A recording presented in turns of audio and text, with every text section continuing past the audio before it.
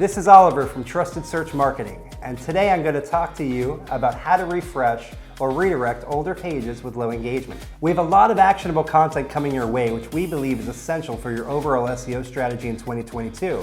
If you like this video and would like to see more, please do us a solid by subscribing to our YouTube channel and clicking the notification bell to be notified when we publish more amazing content like this. We have a lot more coming. We'd also really appreciate it if you gave us your thoughts and opinions on future SEO trends in the comments below. So, let's get into it. We believe so strongly in this tip that we make content audits an integral part of our overall SEO process for our clients.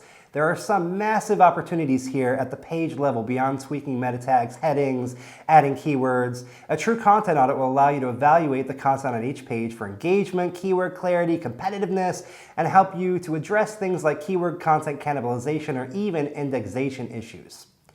I'll give you an example. We have multiple clients with very large websites. I'm talking about an excess of 100,000 pages of content accumulated over several years.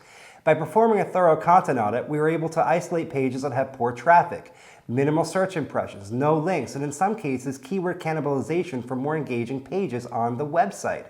In this case, we're able to identify hundreds of pages that have been dropped from Google's index due to thin, poor content and poor user experience, and most importantly, poor site structure. In another instance, we were able to see blogs that were targeting the same keywords, but the lower engaging page was ranking. Wow, all of this sounds great. How exactly can you get started with a content audit? Well, there are plenty of tools that can help you perform a decent content audit. By using Google Analytics, Search Console, Ahrefs, you can cross-reference the data and obtain a page-by-page analysis of how each page's content is performing. Screaming Frog can also pull in most of this data, but we found that SEMrush can pull all this data together for you in a more digestible report. Additionally, once you have all this data, you can set up rules that help you decide what to do with each page and incorporate them into SEMrush to help you categorize them for action. One of these rules we use in SEMrush is to help us make decisions. For example, does the page have more than 100 visits per year? If it doesn't, does it have any backlinks? If it has no searches but it has backlinks, we will consider 3 or 1 redirecting that page to a better performing and similar piece of content.